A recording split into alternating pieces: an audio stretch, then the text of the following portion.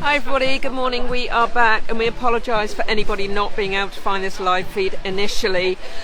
I know that it was put on my Sarah Thornley account, which is a good account. It's my account, but it was my personal account, not the SUPjunkie one. So we're back on SUPjunkie.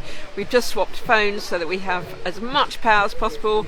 And straight in there is Scarlett Drake watching. So thank you very much, Scarlett. So we are here and we've just had a croissant and half a banana and a bit of hydration. Hello Moz, thank you so much for checking in, and we have still got the most beautiful day here. Just had a little chat with Sarah Perkins. It is calming down a little bit out there, so it may not look like it at the moment, but apparently it is. So you can see the tide is going out, so we're getting more of a beach, and that tide will go out about another 50 meters actually today. And so that means a longer beach run for those who don't like running. So you've got, oh hi Helen Sherwin, nice of you to drop in, and Moz as well. We've just got Jonathan Sherwin just going back on his board to go out, and I don't know whether he's any relation, Helen, but I'm sure you'll let me know. So we've got some of the paddlers here having food and drink and making some coffee for themselves, which is really lovely. And then you've got other paddlers who are out here now. We've just had a look at the scores. So the paddlers are all spread out far and wide, and they will not know where they are in the grand scheme of things if they're trying to race someone, unless they come and have a look at those scores, on those live scores in the van. They will not know where they are in the grand scheme of things. So it makes it really interesting. Some of these people will not be doing this as a challenge, and some most definitely are.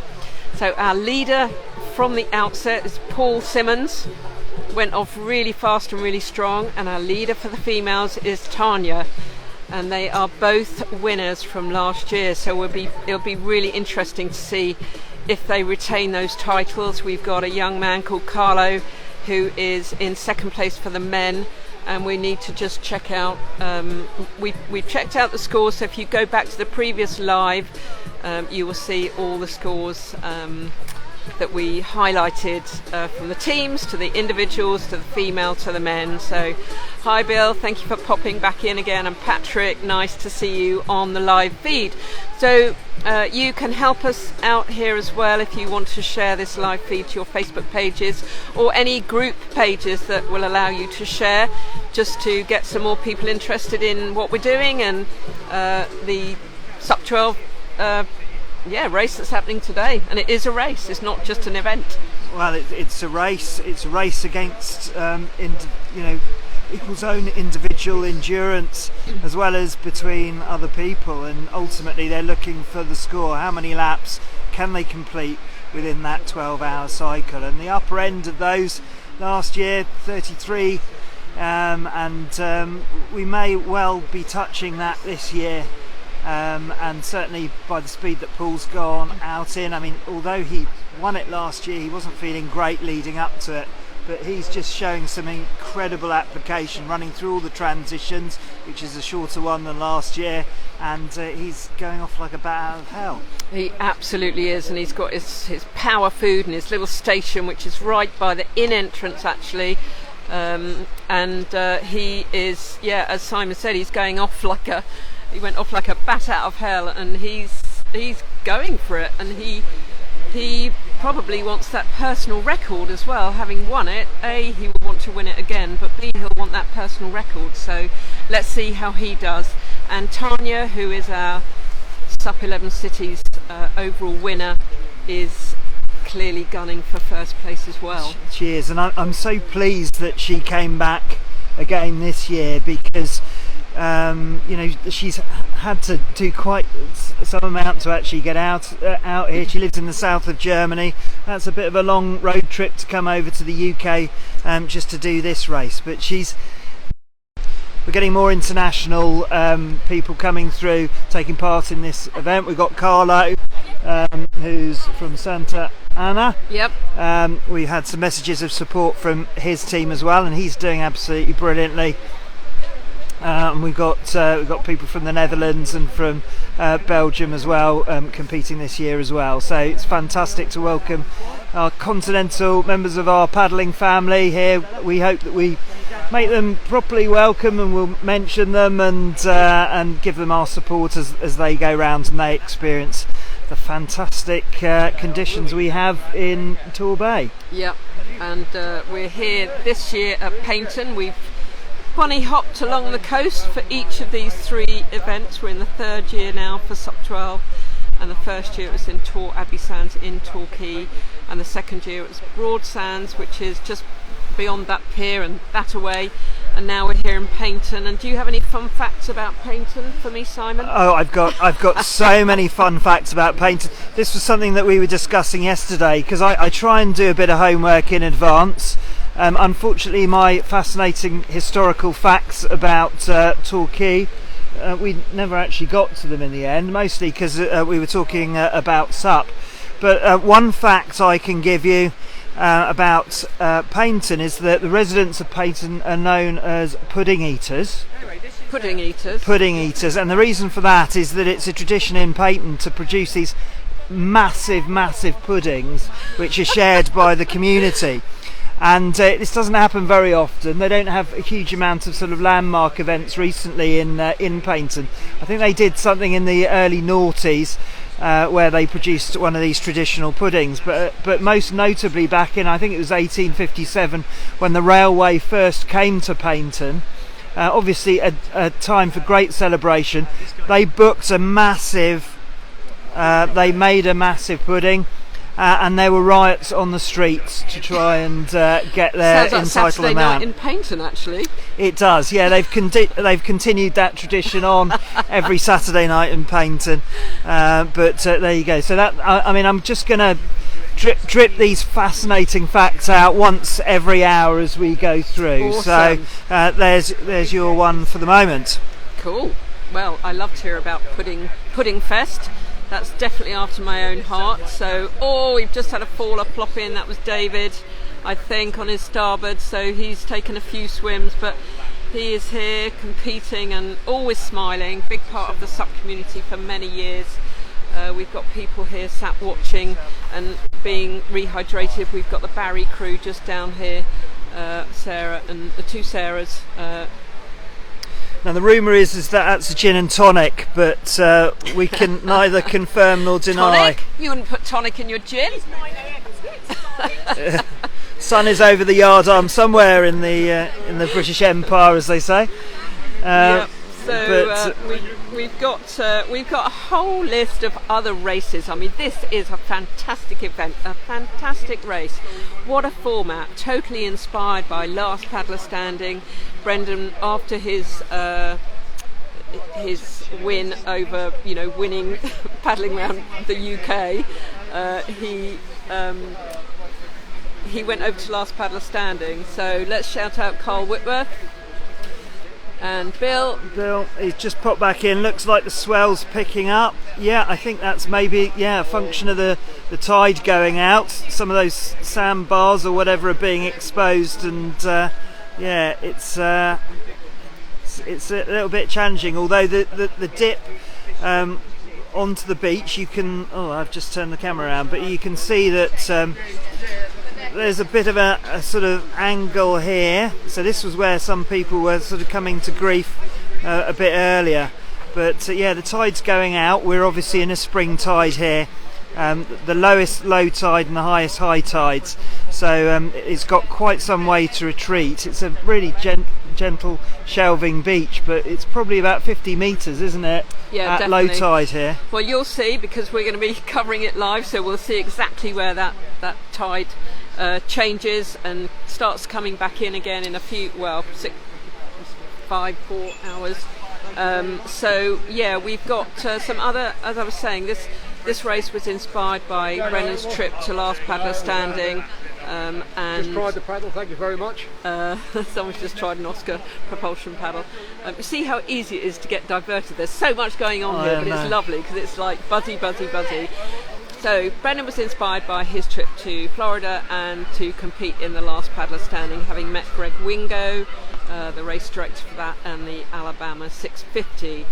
Now Greg has a very different way of looking at races and throws in lots of quirky little things, and Brendan came back and wanted to create something that would challenge not only the body but the mind as well. So here the body is challenged by potentially doing 12 hours of paddling. You don't have to, but that's the aim for so many of these paddlers.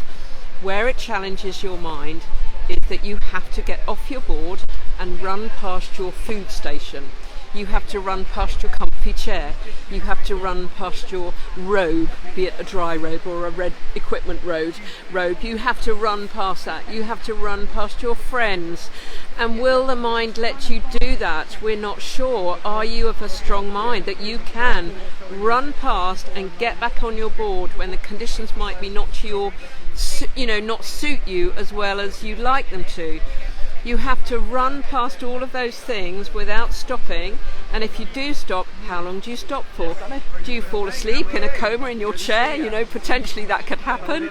Do you sit there with a nice warm cup of coffee and think, oh, sod it, I'm not doing any more of this?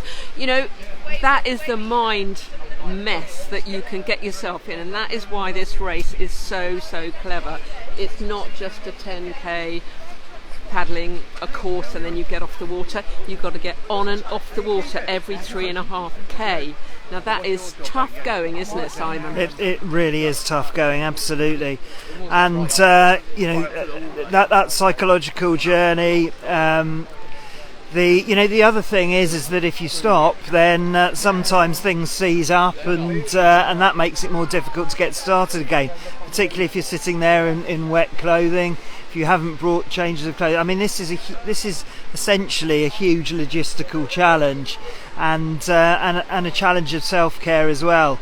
You mentioned earlier on, you drink before you're thirsty, you eat before you're hungry. It's just about keeping those calories gradually dripping into your system to keep your movement going.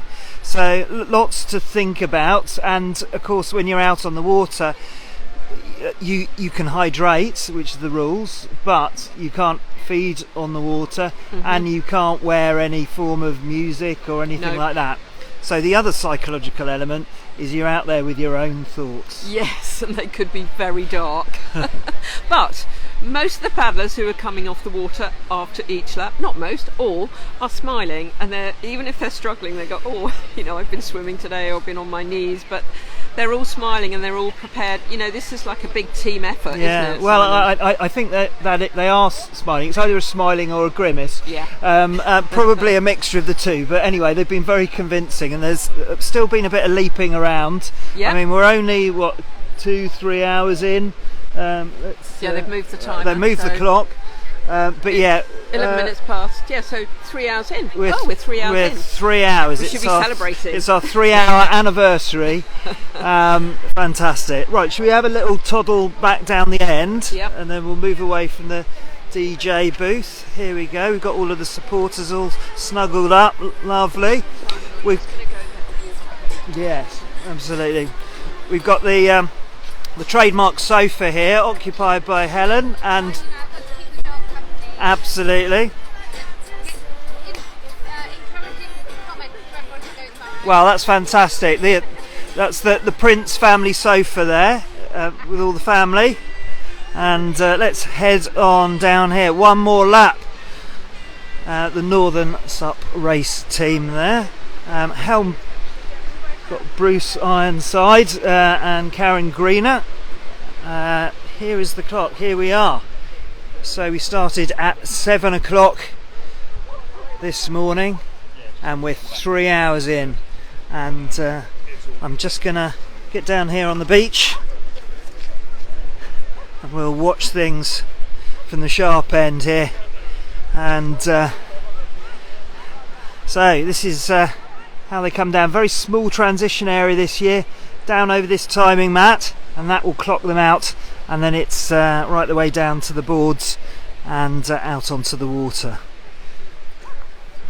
So you can see the tide's going out quite some way here. So if you were with us earlier, you'll know that there was a very small beach when they started, practically none at all, and now it's just starting to open up. We've got these little wavelets coming in, which has been a challenge for some people, and had a few elegant and some not so elegant dismounts during the course of the 3 hours that we've been operating so far. So we're about a quarter of the way through SUP 12. We've got Darren there in his trademark red hat there in the background there, local paddler coming ashore. There we go, a quick shaka there.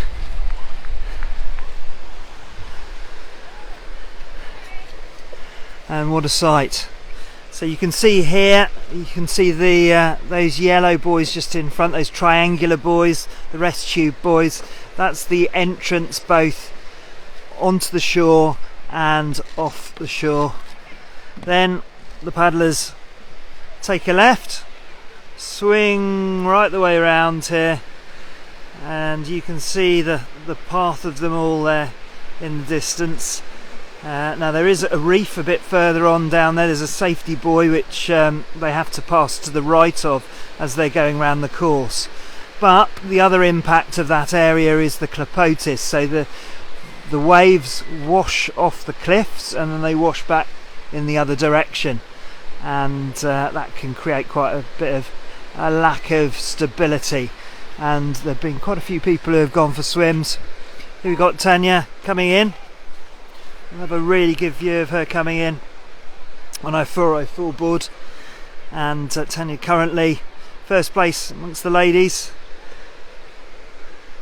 Oh, look at that control. Fantastic. There we go. And it looks like, because it's not such a critical time here in terms of people winging their boards on the beach protection, the paddlers are all sighting their boards themselves as they go back up in the transition area. So there we go. What an athlete, grinding away. Amazing, we're on the beach. We are on the beach. We are on the beach. How lovely to be down here in this wet sand. Quite red sand, isn't it? It's very red sand, obviously to do with the iron pyrites. Oh, here we go. Another fascinating fact. No, that's all the facts. You know? That's all the facts.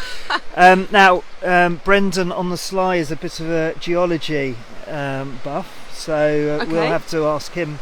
Yeah. But if you have a look, nice skills coming in here. Sorry, we've got some very good skills. This is Gavin, who I think is lying in third place. Yeah. So nice skills doing there. Really well. It's always good to have a little bit of sort of light relief and a bit of a surf in. Absolutely. Good job. In our Indiana SUP board. Now you don't see many of those around, but that looks a nice board. It is very good shape. Good job. Well done, Gavin.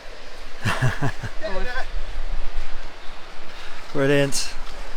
Right, so apologies if there's any interruption in connection. If you could tell us if you were having any interruption in the audio or anything like that, if we're not coming through. We can't promise we can do anything, but we can be aware of it and maybe sort of manage it. So let's see, we got oh, Wilma. Hi Wilma, how are you? Lovely. So Wilma and I used to race together back in the day, so a long time ago, 10 years ago or something, and Wilma is still racing.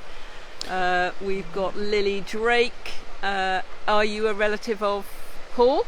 Lily, let us know. Kathy Webb, thank you so much.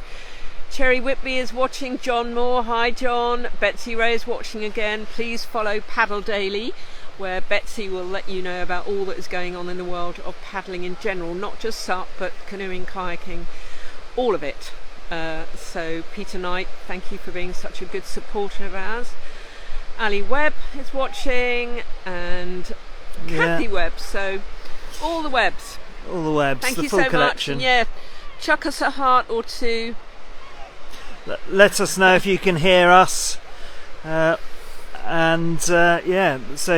Tanya, again, all about the business.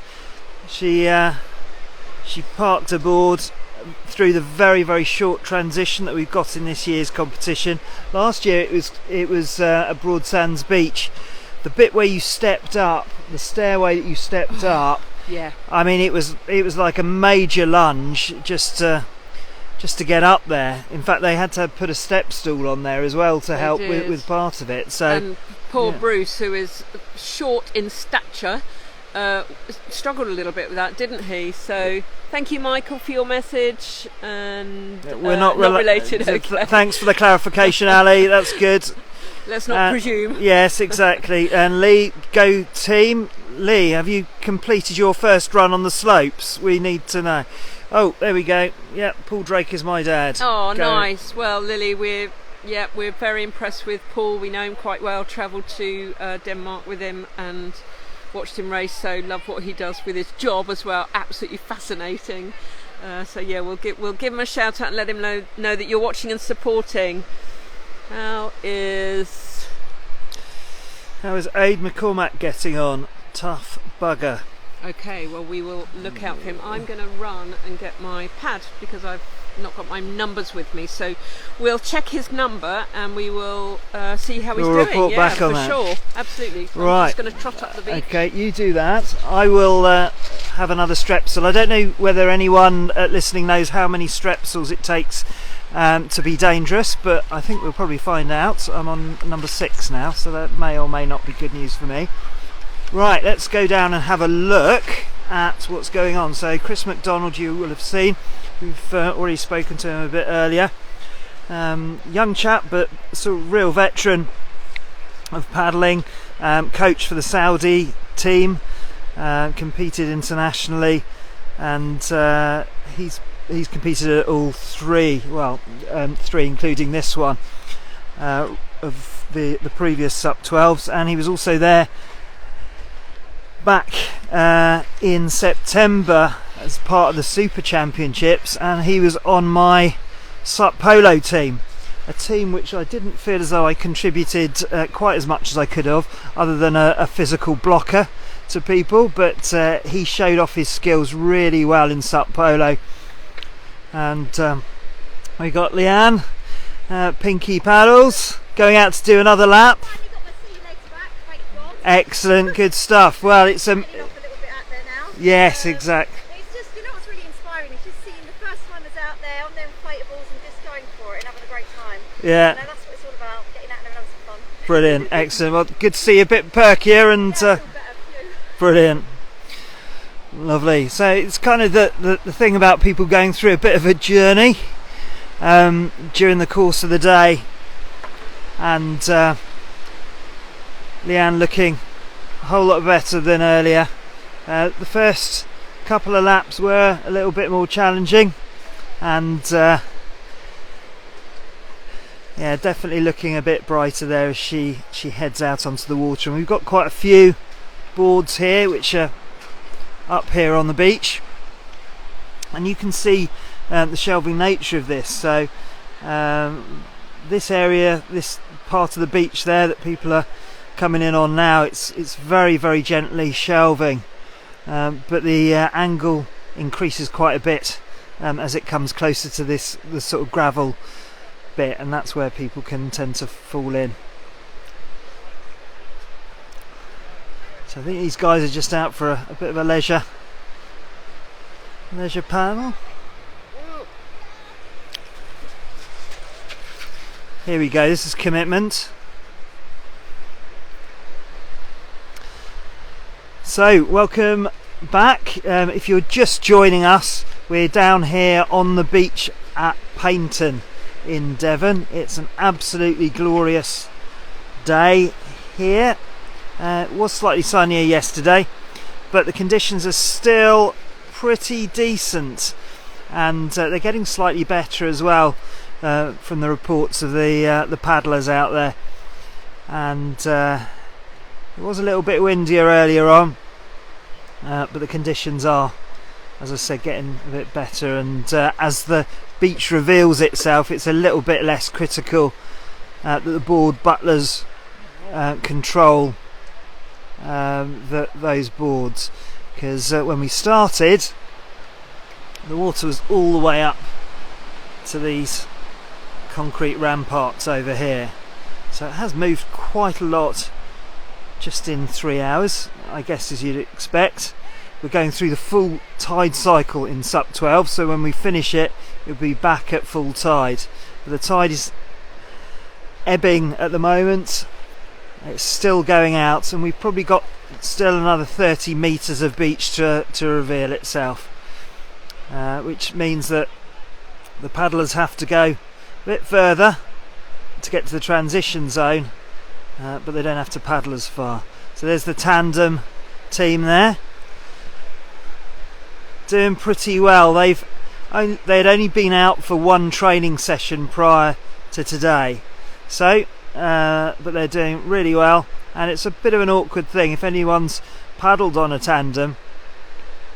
There's obviously the paddling coordination with your guy at the front, but if you're standing at the back, if the guy at the front sort of staggers a bit or whatever, those vibrations go right the way up to the end of the board, so it makes you stagger as well. So it's quite something to coordinate. But you can see those paddles going in on the opposite side there. Perfect coordination there, exactly how you should do it.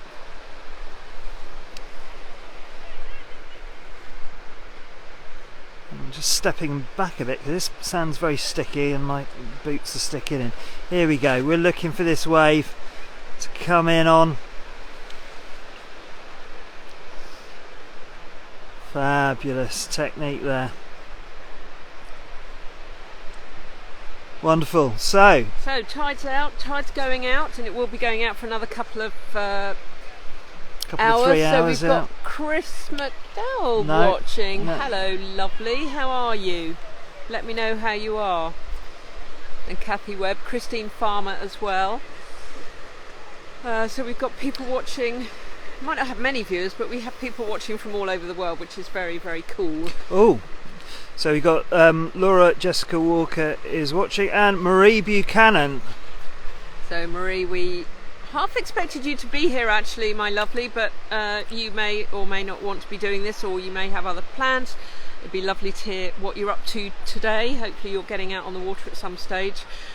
But yeah, Marie is someone who's paddled here last year, and yeah, a big, massive part of our UK SUP racing fraternity. Legendary legend, goat, all of that stuff. Yeah, definitely. You know, and it was great to see you here last year competing. It was absolutely fantastic. So thank you everyone for joining us, for finding us. We know that it's been a bit of a challenge, particularly to start off with, but we are here on the SUPjunkie.uk channel all day. We will be dipping in and out because we need to change cameras and sort of take a couple of minutes to grab the odd roughly every swallow. 3 hours. Yeah, exactly, the odd bottle of water or something like that. But you know, it's a fantastic day, and it feels like there's less wind coming through. The flags are waving a bit more gently. It's a kind of side wind now, isn't it? It was on shore, so the wind direction's changed, but that shouldn't make too much of a difference to the paddlers. It's still going to be tricky out there for sure. So it looks incredibly flat, incredibly calm, but the paddlers so far this morning have found it a real challenge with you know, cross chop, but also chop and reverberation coming from the cliffs to our left, which are then coming out and hitting there's a little reef there as well. So that end to the left has really been a challenge for the paddlers today, and there's been a lot of new paddlers who may not have been on the sea, who've been paddling on their knees quite a lot, which is really hard for the thighs and the knees, depending on how young your knees are. We had a visit from Will Keatley here this morning, and he's coming back later to pick up his friend Carlo, who is currently lying in second place. Yeah, absolutely. So and his team, I know, are watching. How far does the tide go out, Julie? Quite some way. I think we've got another 20-30 metres 20-30 metres to go. So it's a spring tide here. As we know, it's the highest high tide and the lowest low tide and this is a gently shelving beach, so yeah, there is quite some distance to go for the paddlers when we, in the next sort of couple of hours or so, when we start hitting those low tides. And I don't know whether the watchers can see, but the paddlers, the course basically is paddling straight out between the triangle buoys, then they head left and they go all the way along to an orange buoy, turn round that, and then all the way back straight past the pier, not under the pier, past the pier, and there's another orange buoy there, and they loop round that, and then they come back to the triangle buoys and in. That is 3.5 kilometres long. They then have to go into their transition area and wonder whether they should stop, should they have a drink, should they have a bar of chocolate, should they have lunch, should they make a coffee, which one group of young ladies is doing today. But that is the mental, psychological sort of trauma area, let's call it that, shall we? Exactly. Do they stop, do they not? So it's a real challenge. And I know that Julie, bless you, you were going to do your own challenge over in Australia today, and emulate what is happening here today. You wanted to know how far the beach run was and everything, so we really appreciate your support, but we understand that you've got some pretty grim weather over there, so not safe to go out and do that challenge. But it'd be really good to hear that you maybe have done that challenge, Julie, and see how you get on, see what you think, but you've definitely got to have that psychological trauma base of your chair, your snuggly dry robe, your drink, your food. Do you stop, do you not? So watch this space, watch Julie. Well, we're very Smith. particularly in the SUP 12 Australia version. Absolutely. So bring it on. Yeah, absolutely. Hi, Nikki Evans. We're not sure where you're watching from. Actually, why don't you all let us know where you're watching from? Because some of you we know, but it'd be lovely to hear where you're watching from. Share us a little flag if you're abroad. We had a viewer from Grenada earlier on, which is Well done, pretty impressive. keep But going. Australia, Wednesday is the plan, says Julie, in terms of when she's going to go out and do that. And let us know, Julie, what sort of food you would have in your tuck box, because that is really important, isn't it? Whatever works for you, but it's got to be stuff that that you can eat easily. Yeah, and you've tested in advance. Yeah. I mean, if you have 14 bananas and you haven't previously eaten 14 bananas over a 12-hour period, that might be a bit difficult in all sorts of ways.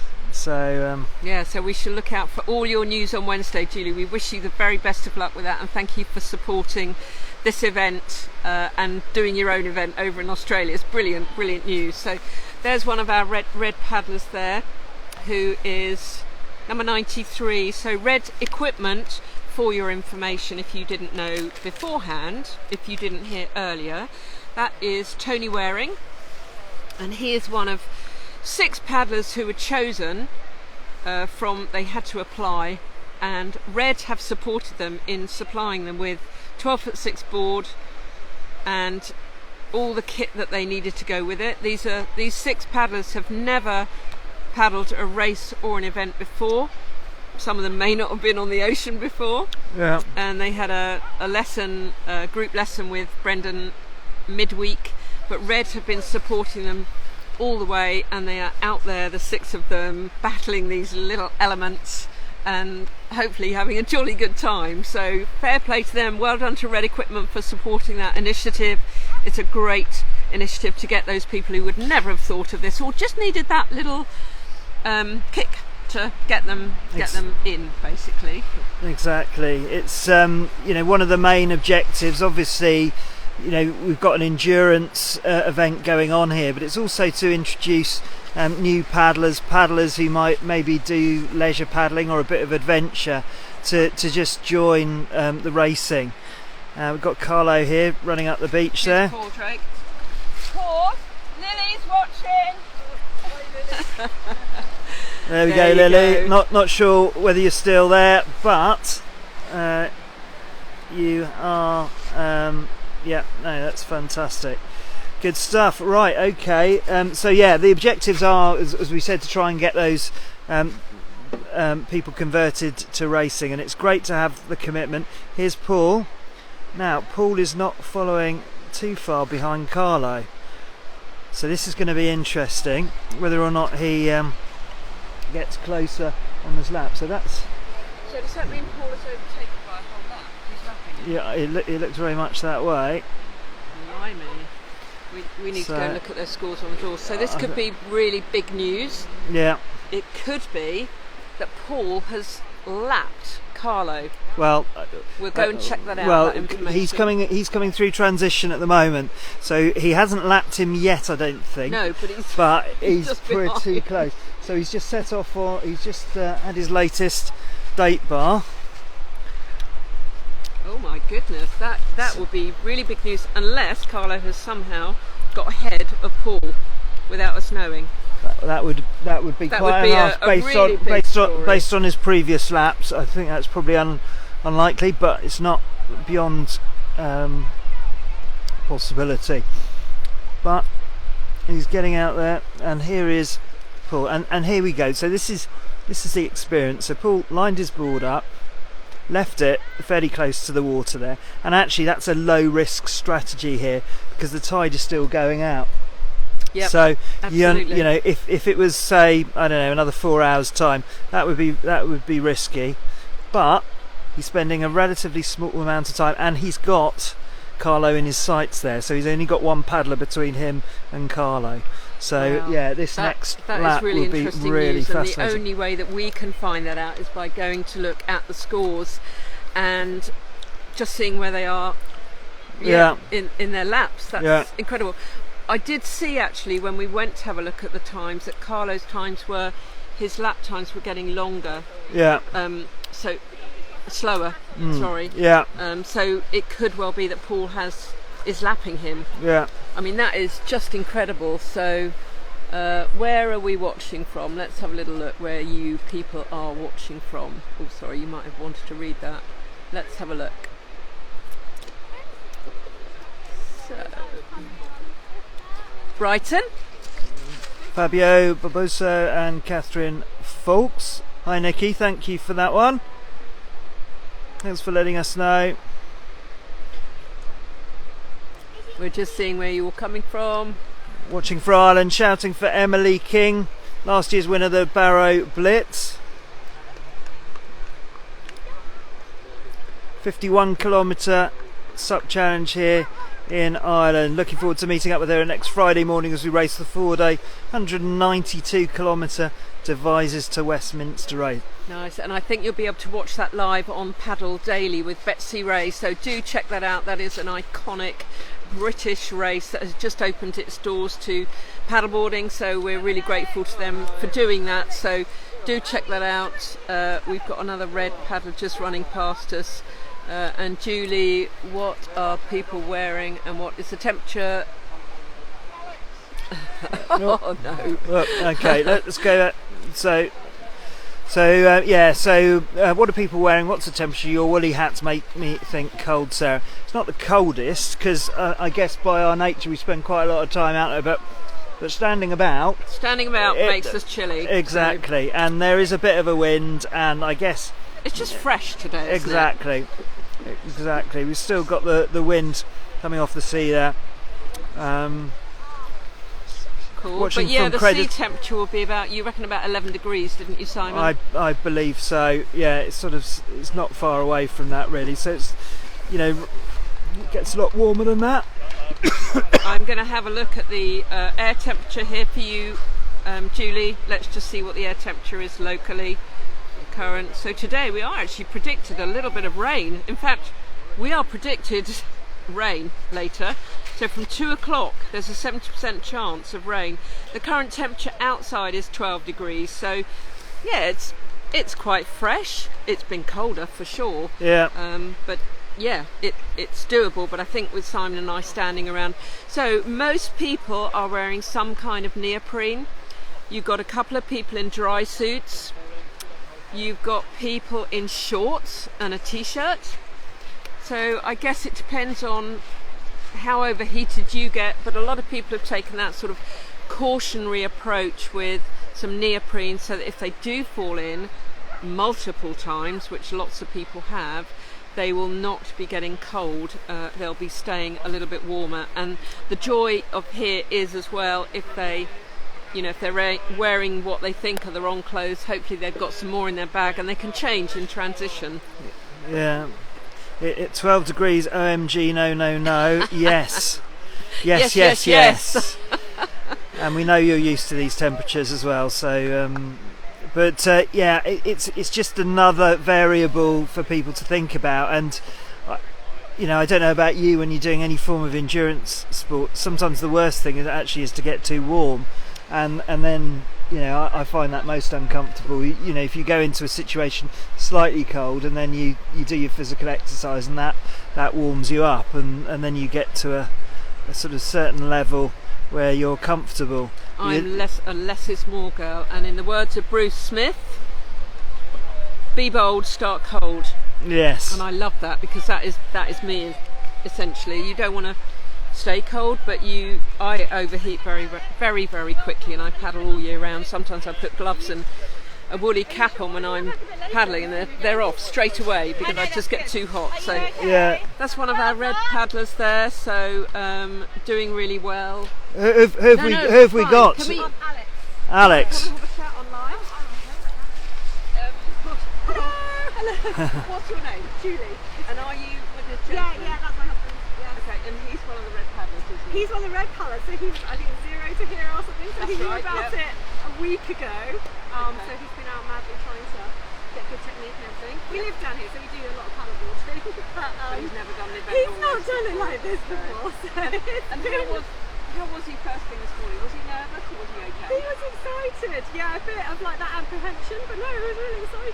So he's doing all right? He's doing all right. He's on lap 6, I think. So Amazing. maybe it's lap 5 or 6. I don't know. Well, that's brilliant. And is he? He's doing really well. What sort of board does he normally ride? Smaller, shorter? No, wider. Wider? Okay. What's little? We've got a great one. Oh, two bare feet. Okay. But yeah, he's loving the red one. He's loving that. But yeah, we've never had such a nice board. So no, we're like cheaper, Happy days. wider, fatter ones. No, Don't- and don't red knock are, you off. red are amazing quality, and that is a great board. It's so- amazing how the difference in kit quality. And what is his name? Alex. Alex. Right, Alex, we're bigging you up here. You can watch this later. Your wife is here talking about you, and you're amazing. You're on lap 5 or 6. We're very And impressed. you've never had such a great board, so thank you so much to Red Equipment for sponsoring and encouraging us. Yeah, that was brilliant. Brilliant. That's really good. Thank you so much. No Nice worries. to meet you. Thanks very much. Brilliant.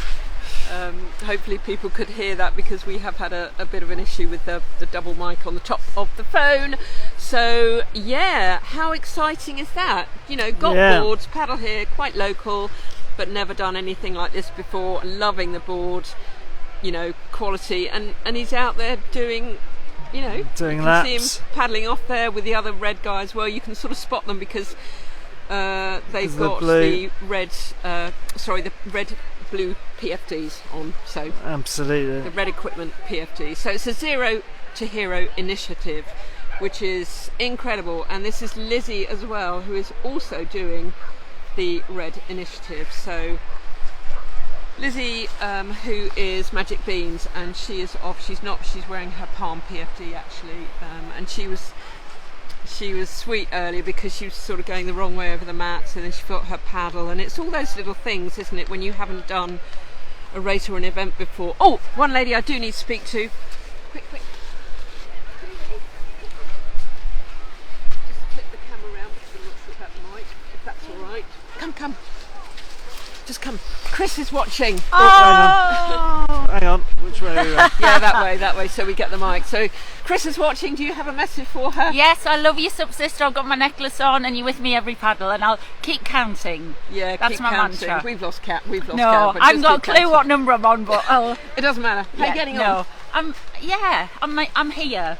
And I'm just here. with Want your, to enjoy with your it. crew. Yeah. Off you go then. Right. See Well, you later. can we have Good a luck. quick look at the front of your t-shirt? Yes. Oh yeah, front of the t-shirt. Look. So Bruce and Karen. Here?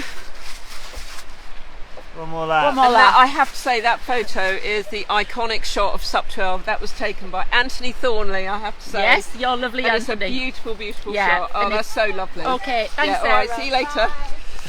she's desperate to go. I know. Well, She's- it's keeping this warmth going, isn't it? Yeah, Which is so absolutely. important. And you know, if you've got a little bit of competitive spirit, and she has got that because she has raced. But Chris and her, you know, Chris McDowell was here, part of the Northern SUP race crew, which Julia is part of, and Chris moved to Australia, you know, and that is a really big move. She moved to be with her grandchildren, her children, and had to go there. But you know, that's a big move. Yeah. You know, leaving your friends and your SUP community. We both know that it's a really strong community, and she had to go. So, Yeah. Chris, we hope that you saw that. Love yes, to you, SUP sister. There we Yeah, go. we'll pass it on. Well, We'll definitely pass it on. that's also reassuring that our mic's working. Yeah. So just to go back, Chris, you are doing brilliantly. Thank you very much for asking so many questions. So, so there was Julie there. Sorry, lots of questions. What are the lead paddlers' lap times, average pace? Does the 3.5 lap include the beach run walk? Well, yes. No. Well, up to the mat. Okay, so basically there is a mat. So you can see these flags here. So just as they at the bottom of those steps, there's a little timing mat. And what happens when they cross that is their time stops for the previous lap, and then they do their transition, their bananas or whatever, and they come down the steps by those other flags, and there's another timing mat at the bottom of that, and then their timing starts for the next lap. So the answer to your question is kind of, certainly now, all of this time that they will take getting down to their paddle board and out, and until they cross that mat again, when they've completed their next lap, that will all count. So, you know, as the beach gets longer, the time of that transition increases. So that's in terms of the 3.5 lap, you know, plus or minus. I guess they're still covering the same distance, aren't they, whether they're paddling or walking? Yeah, I'd So- love to know from Brendan actually, is that 3.5 from the edge of, you know, from literally the water's edge where they started, or is it from one of the boys out there? I don't know the answer to that. So Well, that's a really that's good a really question, good question. Julie. Thank you. And then your other question is, what are the lead paddlers' lap times or average pace? So we'll go up in a second and just go and check out the latest times, because we've got something very exciting happening between Paul and Carlo there, where Paul was looking as though he may well outstrip Carlo and basically lap him. But he's been averaging, what was it, about 20, 25, yeah, around something. about 25 minutes is the sort of lap time of the fastest lap. Now Paul was a bit quicker than that on his first lap, so and that so far is a fastest lap. It's very unlikely that people are going to hit a fastest lap from this point in, No, absolutely. because fatigue Paul and had endurance the really fast one. really clicks in. What's the name of the timing? I'm actually going to look it up. Well, do you know what? Let's just walk over there, shall we? Okay. Well, I can look it up on here as well. Okay. Just so that we can see what is going on. But yeah, let's go and take a walk. Okay, if you all come with us, and thank you very much. Please keep your questions coming on any of this, and you know, we obviously run through relatively frequently, but if you don't know what the hell we're doing here on a beach in Paynton on a Saturday morning, then it's SUP 12, and this is a real vibe type race which we both really love, and obviously we're joined by over 100 paddlers who feel exactly the same way as well. So we've got quite a lot of people actually sitting in transition. So Here's maybe, Lizzie. well done, Lizzie. Good job. It may be that they're taking a sort of 10:30 break. You know, coffee time. Yeah, absolutely, it's about time. Right, so let's head on up past the DJ here, all of the supporters.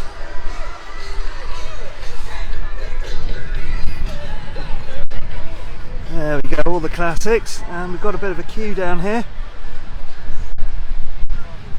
looking at all the stats. Right. Hello. Hello. How you doing? You alright? Yeah, good, thanks. Right, let's have a look at these. Hello, Ali. Right, okay, so I've lost my. Oh, there we go. Right, okay, so we've got Paul Simmons. So first lap 22:17. So that is currently standing as the fastest lap so far. But you can actually see he has logged one extra lap than Carlo. So he's keeping a quite amazing consistency of times. Wow. So all around sort of 23-24 minutes, and he just doesn't seem to be dropping. Carlo started 28, did a cracking 23:20, and then some of those times have been moving out there. So clearly very different conditions, and also Paul not only being a local but has done this race a couple of times before, so there's quite a bit of experience in there to call on. The combined time 3:32:46, Carlo 3:32:09, but there's one more lap in there from Paul. So that's the latest in terms of the men. We've got some fairly consistent places. We've got Gavin there, who we've seen, Dave Scott, Kieran, Paul, Eric. They're all coming in. We've got Christopher McDonald in 10th and Jens Hultqvist in 9th.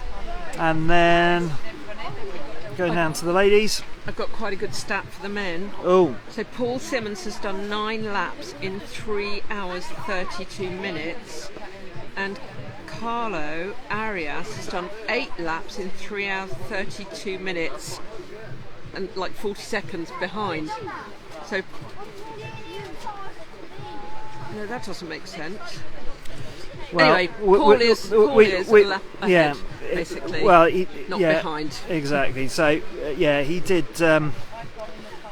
He's and looking about one lap ahead. That is equivalent to what we've actually seen. Well, you can see it here with the distance. So if you go on the website, you can see that Paul Simmons' distance covered is 31.5 kilometres, and Carlo is 28, so he is a lap ahead. Right. Wow, that's incredible.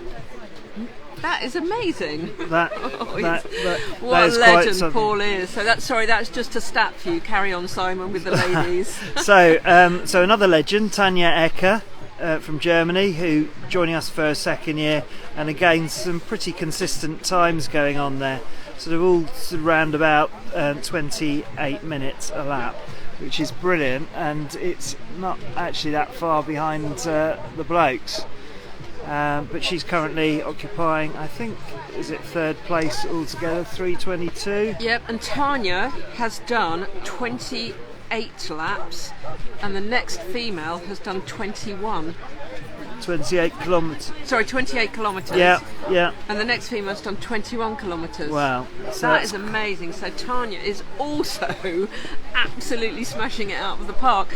It's worth looking up this website because the stats there are fascinating. Absolutely fascinating.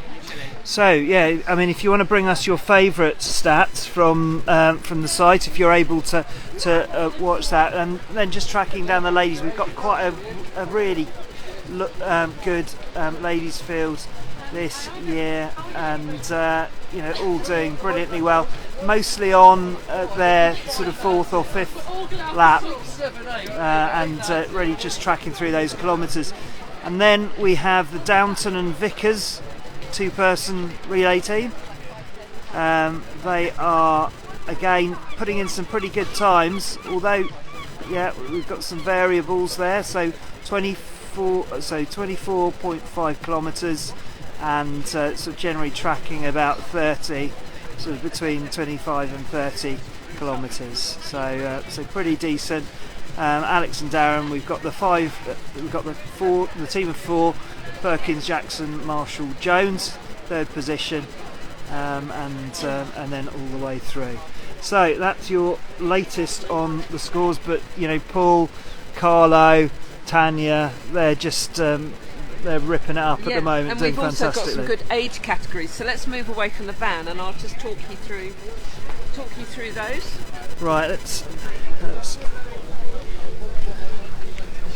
Yeah, so every time we do an event, Dave has this. So whatsmytime.co.uk is the place to go for your stats. Yeah, and you will see at the top it's SUP 12, and then you want to click on.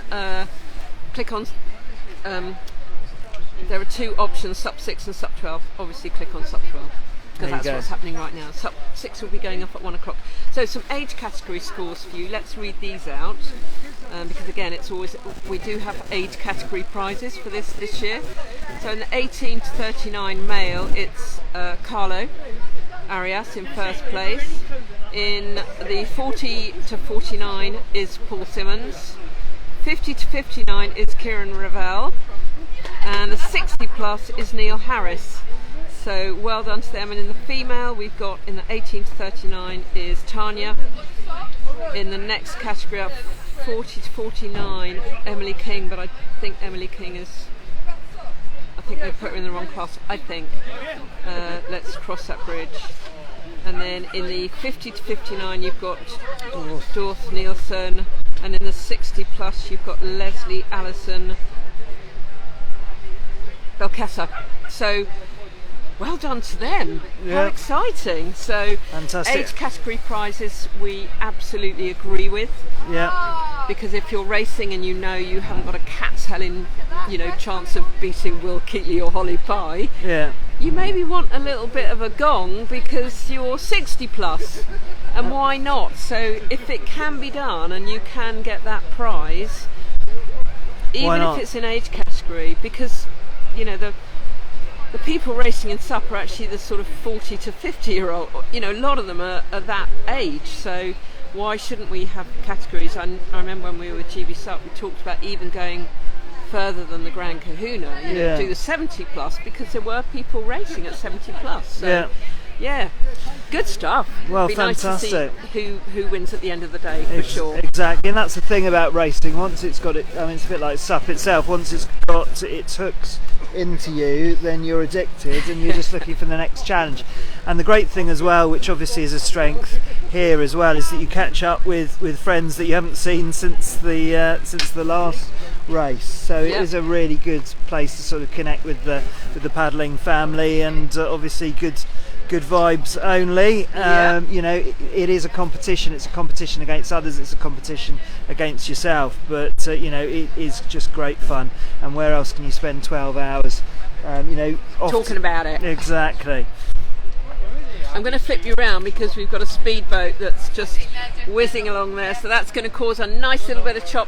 But actually, Simon, if you pan around here, you can see, for those asking how far the tide is going out, you can see that it's gone from, you can see the seaweed line, that's how high the tide was up this morning at 7 o'clock, and you can see how far it's going out. So we did say about 50, 75 metres. I think it's got a little ways to go yet.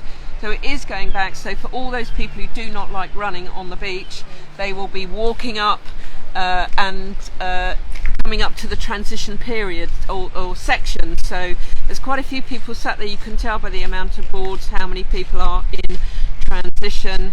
So the tide is still going out, and it's a very shallow beach, this, isn't it, when you get down there? Exactly, and you can see that line, that water line of the beach before you get to the waves there, and that's the really flat bit, and then there's a bit more of a pitch as you come up to this wall, and that was the bit that was really causing people difficulties. But there's still the odd tiny little ankle level wave there. Yeah, absolutely. They were slightly bigger this morning. We've had some interesting shots on camera of people coming in and the board twisting with the surf, and then off they plop. So we don't like to see those. Yes, you would. Yep. So there you go. So we have Chris McDowell in Australia. She would have been racing as a Grand Kahuna if she was still there. Okay, so Chris, in Australia, do they have age categories in their races over there? That'd be really interesting to know. Let's ask you a question for a Yeah, change. let's throw the questions out to you guys. Yeah. Come on, what do you think of age category racing? Which category are you in? How old are you, if you're prepared to admit that? And do you think that age category racing is definitely a thing and should be? And what is it like in Australia? Do they have different ones? Do they have like a Grand Kahuna over there? We'd love to know. Your feedback will be greatly appreciated. And if you'd like to know anything else about SUP 12, we've just taken you through some of the stats, and obviously that's evolving. One of the things about a race like this is there's so many moving parts. It can sometimes be a bit difficult to work out who's doing what, when, and how they're scoring. But as we said, you can go to whatsmytime.co.uk and get all of those statistics there live. And if there's any that you'd like to share with us or bring to our attention, we would really appreciate that, and we really appreciate you joining.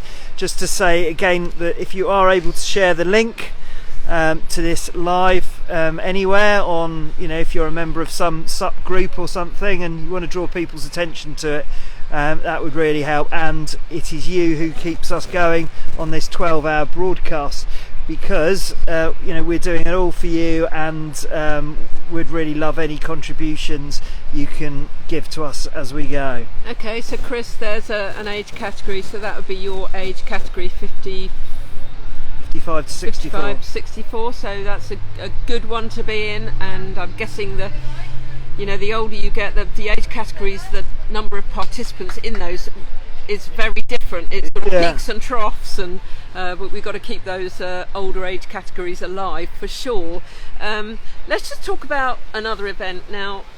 SUP 12 and the Super Champs, which is also one of Brendan's events, which was held in September last year, which was more of a distance tech sprints. We had SUP Polo, we had beginners, complete newbies doing 25 metre sprints as well. And it was great fun, and that was all. Those events have really been there's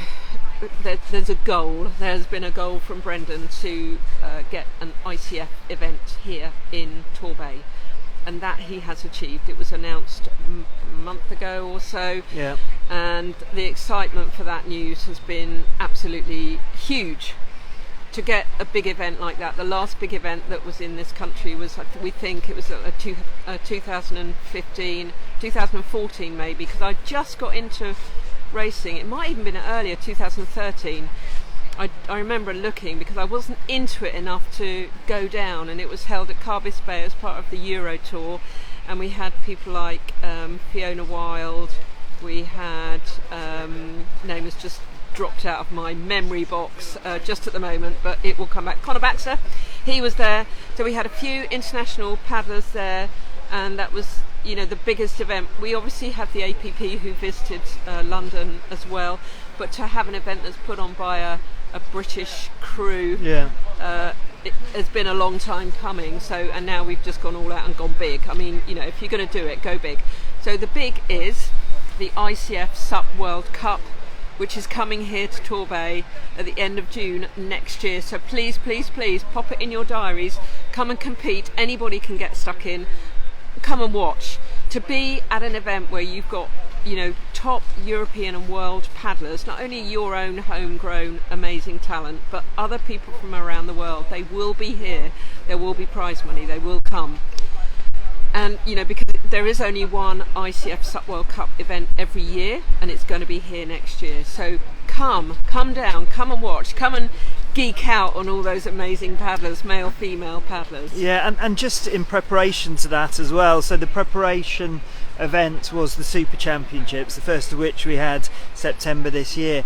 We've got another one in September this year. So if you do want to come down, experience the area, maybe thinking about entering in some of the categories at the World Cup, then it's your opportunity to come and kick the tyres on Torbay as a destination. Whether or not you're an international paddler or from the UK, or you race already, or even if you don't race, there are some great events, and there are lots of activities going on. So please come down and join us in September at the Super Championships.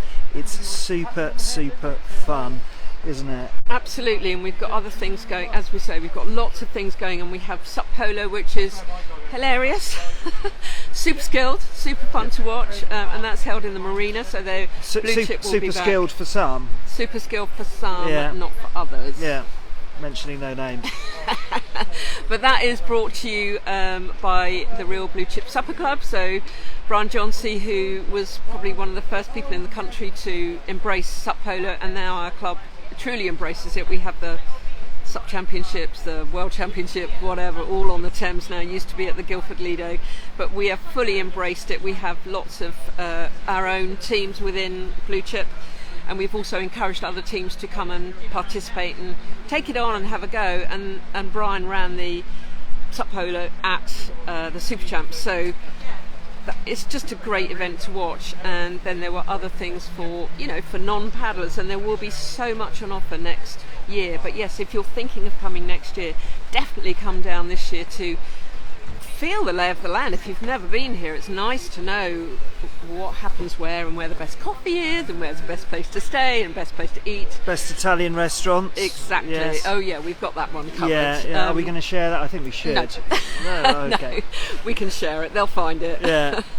But it's a great location for that event, and we are so pleased. We spoke to Brendan earlier. Actually, we'll grab him again and have another chat. We're so pleased for him, because he's put in a huge amount of hard work.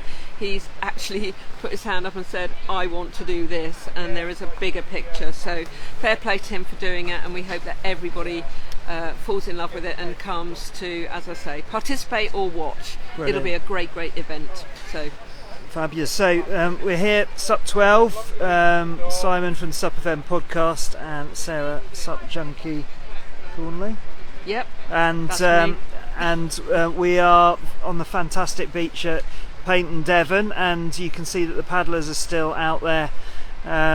Weather conditions, let's have a look at the flags. Yeah, wind's up a just little bit picked up a again. little bit, so it's been a bit changeable today, but there's a bit of side chop, there's a bit of clapotis going on out there, isn't there? There's sort of reverb off the cliffs, which is causing a bit of confusion, particularly up that end. But it is the most fantastic, beautiful day. The sun is just trying to shine through the clouds. Sunshine. Right, Come on. so what we'll do now is if we just change the aspects and back to us again, and then we'll just sort of look back, because this is a fantastic. Without falling off a cliff. Don't fall off it. So we've been talking a bit about ICF, and of course there are all sorts of events, including the World Championships, and you were there, weren't you? You were on the ground this last year In a booth, never on the ground. in a booth. You were doing your thing, and Yeah. it was a fantastic watch. Just tell us about your experience of going across to Florida and doing the coverage on that. Yeah, well, there's a mini backstory which I'm sure you've heard, but I love telling it. So I got a call from, I've been in contact with Matty from Total SUP, who's an absolute legend. I admire his work, and we've had a lot to do with each other. We're good friends, and I kept, saying to him, we need to work together. And I go, yeah, I'm ready when you are. He said we need to work together. I'm like, yeah, I'm ready. So we've been talking about something else, and it was the Thursday before the week. It was starting on the Tuesday after, and on the Thursday morning he phoned, and I was still in my pyjamas, so I had a FaceTime with him, and we realised that we were in sort of regular clothes, or as he noticed, in pyjamas. And he basically said to me that they were lacking, he'd spoken to the organiser, they were lacking any more media people, and I should get in contact with him. I said, but I'm not going. He's like, no, but you need to phone them about it.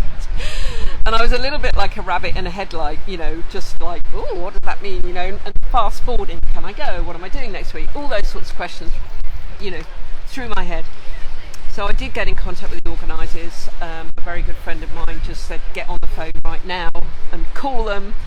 And I just said, look, I am available and I would love to help. If I can help in any way, let me know. And he messaged back and said, you're on the team, get yourself over here. So I booked a flight. You booked a flight, you were over there, Yeah. quick, smart time, it was literally a few days. Yeah. And I was at the Paddle UK Safety Conference up in Nottingham, snow, all of that sort of stuff. And after the day's event, we were glued to Paddle, the YouTube channel, the ICF Planet Canoe.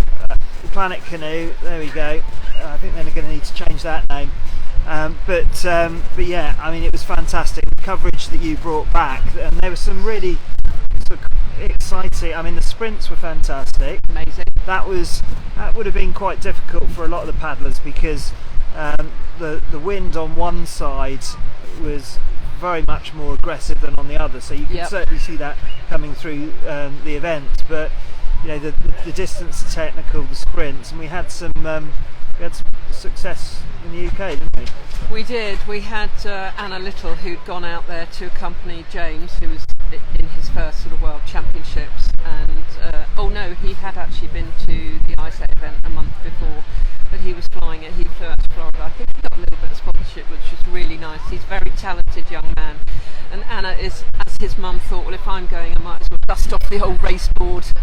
She's a very fit person anyway, that is her job, but she had not raced for quite a long time properly, and she won the 50 plus category in the sprints, and the sprints were 100 metres, and it started with a bucket, so something that we've had experience of in this country at Home Pier Point up at Nottingham, and you start with the nose of the board in a bucket, which then as soon as they pull the button they drop down and off you go. And because it was so windy, it was very, very difficult. But James, bless him, gave his mum some, after the first heat, where she'd really struggled to stay straight, he'd given her some really good top tips, and that really saved her, and she just smashed it. And to be able to be in that commentary box anyway was an honour. To be with Matty was an honour, but to be there to witness Anna win and be commentating on that was an absolute joy, and it is a moment I will never ever forget. Makes me quite emotional talking about it, because I just, I go to these things to support these paddlers, and I love them all, and they're all brilliant. But to see Anna do that on that day, up against the 50 plus class at the ICF, is incredible. They are, the women especially, are amazing. And to see Anna win and be able to do the commentary while she was winning was incredible. And the 100 metre sprints were so exciting. Straight line sprints, and we've just seen it recently in the ICF event at the Spring SUP race, which is another great race event in Italy. I was supposed to be over there this year, but I went there last year, and they did the 100 metre sprints, and Andre Crater did it in something like 19 seconds. I mean, absolutely blew my mind. So that was wonderful. We had a great distance race where Shuri Araki won for the men, and that was incredible, because as we were talking about him, as we were talking about his strategy, and he's a great strategist, they do so much training of how every race is run, and he just came from suddenly, not from nowhere, but he just came and just put the hammer down, and he won, and that was very exciting for him. And there was just some great racing to see it from. It was held at Nathan Benison Park, which is a purpose-built water park for canoeing and straight line stuff really, and it was held there, so we had this big tower, and we were sort of sat on the 4th floor in the booth watching our screens and watching. It was just an incredible experience. To work with Matty was again the highlight of my SUP life, basically, because I think we worked well together. We had quite a bit of good banter, and he, to sit next to him as such a, what I perceive to be that, at the top of his game, and his knowledge for all the racers. He goes to a European race throughout the summer every weekend almost, and he knows them so well. His knowledge of language, he's French, he speaks a couple of languages, so to be there was incredible. And there were just some fantastic racing, and another young lady who won in the open sprints, Katniss, she is from America, and she's been posting some pretty fast times of her sprinting beforehand. She's quite a quirky girl, Yeah. I love her for that. She's a circus performer as well, so very, very strong. And she, people saying, but those times you're posting are just too fast. Nope.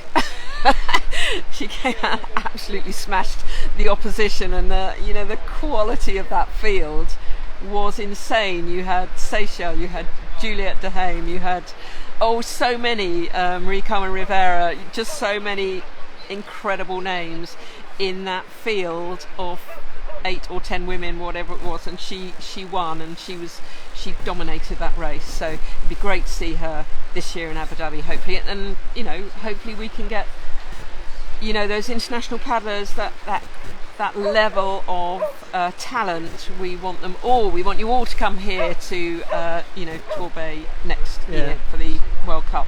Absolutely. So, and the world paddlers, not just the Europeans, but the world paddlers as well. Those who come from America or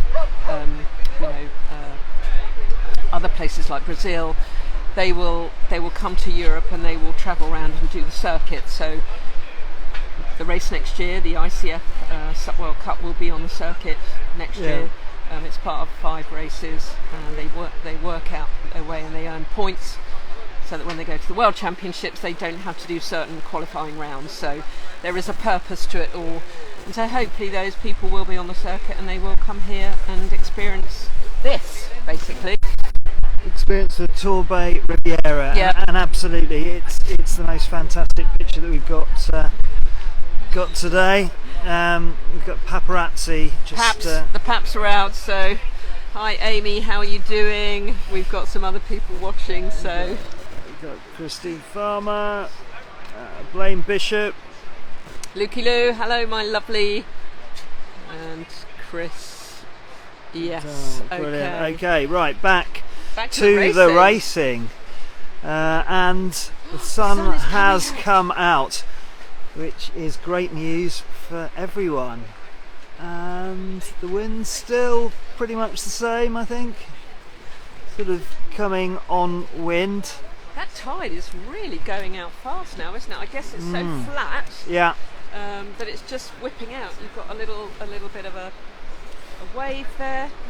That's not gonna get in anybody's way, I don't think. Well, let's hope not. They should be pretty much used to. It's certainly predictable, and they should be used to it now. It's taught them a lesson one way or the other, perhaps for some people, and certainly getting a proper immersion into sea paddling if people haven't paddled on this sort of water before. But one of the great things about Torbay, I mean, it is a bay, and it's also pretty sheltered generally. Obviously there's a little bit of wind, but you can see just up, there we go. So this bit here, that's Brixham, or Brixham is in that area, and that's the town right at the far end of Torbay. Then we've got where we're standing here, Paynton, which is another big town, which is right at the centre. And then over this side we have Torquay, so that's where. So those are basically the 3 towns that ring Torbay, and because it's in this natural bowl, it means that it's a lot more sheltered from wind and also from the waves, and tides as well, because the tide sort of washes directly sort of from Brixham sort of across to the end there, and it only moves the tide a little bit this end, albeit it's all sort of dropping out. Anyway, the bottom line is there's not too much strong tide movement out there for those paddlers between tides, so it just makes things in some ways a lot easier than it would have been if we were doing this somewhere else. And there are options, aren't there, here? So if last year, for instance, the SUP 12, Brendan knew that holding it at Tor Abbey Sands was not appropriate because of the weather. So we all moved the week before to Broad Sands, which is to the right of where we are now, and it just meant that was going to be a better experience for everybody, because as much as you might want people to be a little bit challenged and out of their comfort zone, you don't want it to be dangerous. You want it to be a really good experience. So there are, the beauty of this area is that there are options for where to hold an event, and we're here in the third year, and we're in the third beach. And also, it's really important to Brendan and the council, who obviously fully support this event, that the love is shared around. Let's share the love around. Let's share the money around. People are staying in hotels and Airbnbs, and they will be staying all over the place. But this year it's sharing the love for Paynton and giving them the money that will come in from these people who will be eating and drinking and staying in this local accommodation. So that's a really important factor when doing an event like this. It's really nice to support the local businesses, and also important to say that Torbay Council is one of the sponsors, and Brendan's done a huge amount to obviously bring these events to Torbay, but also to do his bit to boost the local economy, and it's something that they're looking to build on in terms of the identity of this area as a fantastic natural resource. Yeah, and also it's about educating a council on stand-up paddleboarding, because if you don't know about it and you don't really understand what it will bring to the local community, you've really got to explain it, haven't you, and show them what's happening, show them what's working, show them the community. And I think that he does that really well. And as I said earlier, and it is really important, he did paddle around the UK, and he's got that in the bank. He's got that experience. Yeah, he's got that media experience, and he's also got that relationship with sponsors. Yeah. And absolutely. So talking of sponsors, we've mentioned the hotels before, but the main sponsor is really the Hampton by Hilton hotel chain, and they are down the way in Torbay, and we've stayed with them, and they're lovely, aren't they? We have. They're absolutely brilliant. They were the host venue for Super Championships.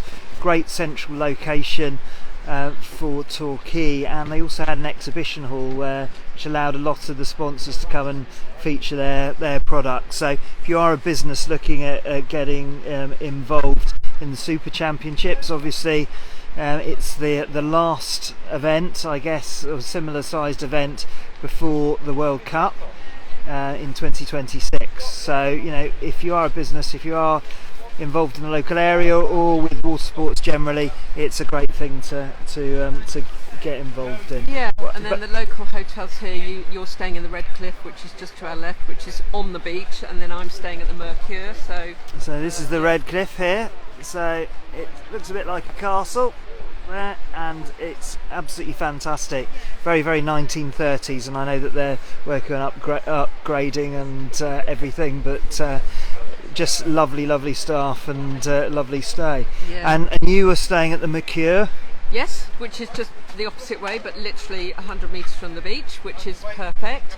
So the Mercure is quite different. It's had a sort of newly renovated and very modern, really lovely, big rooms, lots of lovely space downstairs, and an outdoor seating area with pergolas and whatever, beautiful planting. It's really lovely and so convenient for the beach. Again, really convenient. And then other sponsors, Red, I know, have been a huge part of this event, and others. And today we've got the Zero to Hero paddlers, the 6 of them. There we go. I've got the second one of the. There we go. Right. Thank you for that. So Zero to Hero, finding 6 paddlers who are willing to have a go at an event or a race, having never done it before, and they've been supported by being loaned a board, a nice 12'6" board, and not only that, but all the equipment that goes with it, and a bit of instruction from Brendan, and they're out there doing really well, aren't they?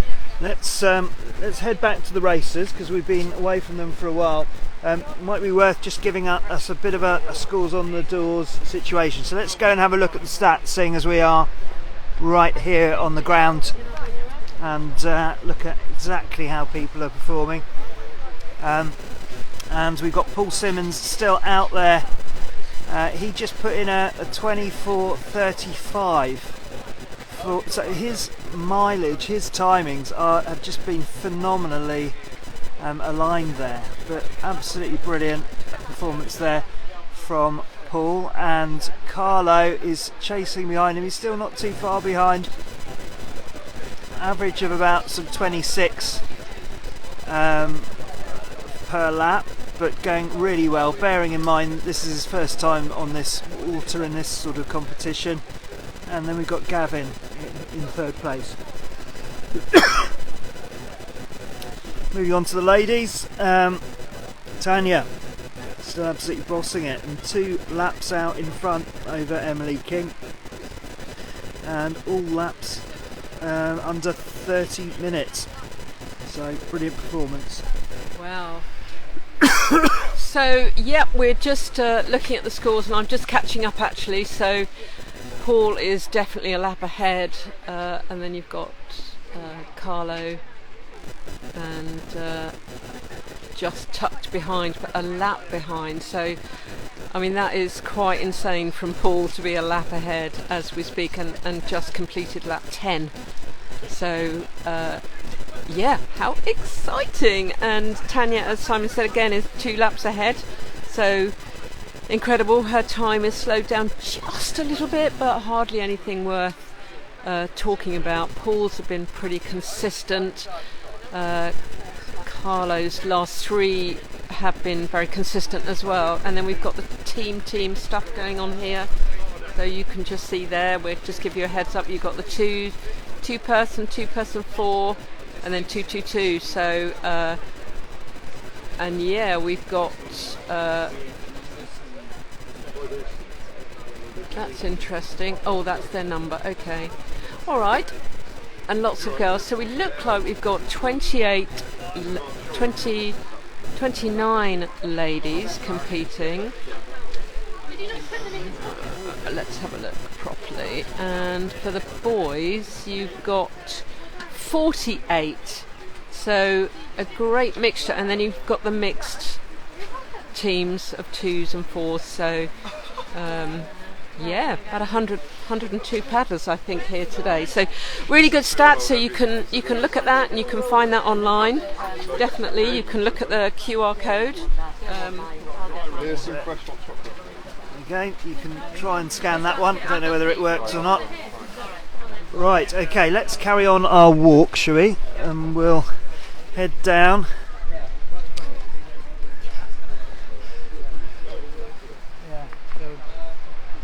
The sun is coming out. I can feel the warmth. Yes, we definitely can. How amazing. So we've got quite a few paddlers here. There's David wringing himself out. Yeah, absolutely. You're Rigging doing a wet. bit of swimming, David. You want it to buy out the long.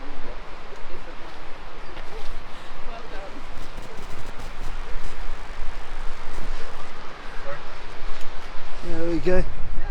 Hey, excellent. Yeah.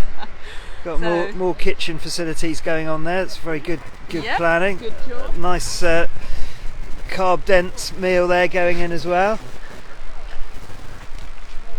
Okay, so all the supporters, all the, and it's a slightly nicer environment, isn't it, when we got the sun?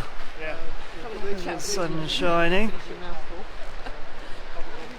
Look at all these dogs. I know. Doggy heaven. I know, lots of doggy supporters here.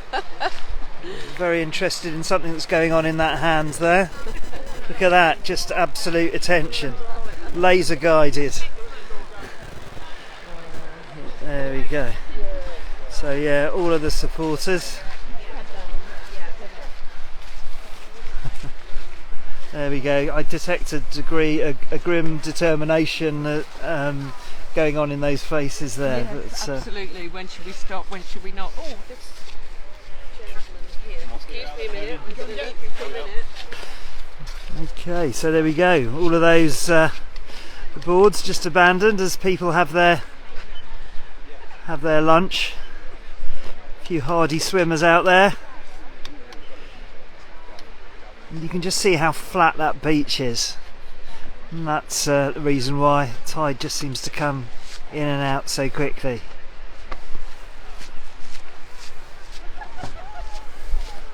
looking very, very good. Running transitions, real dedication there. Number 52. Oh, look at that running up the beach, Malarkey. I know. Good man. There you go, a round of applause from the plastic lobster there. That is Chris Lambert. Is he gone? Yep, He's- see, you turn your back and he's just Yeah, gone. he is a man on a mission, isn't he? Definitely is. And then you've got Chris McDonald coming up here on the right. And Peter Murphy on the left, so they're walking up together. Yeah. Good job. Well done. Well done.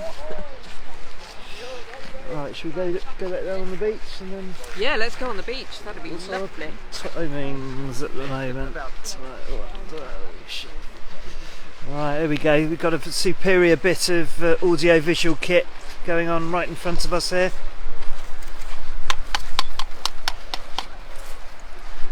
Well done. Well done.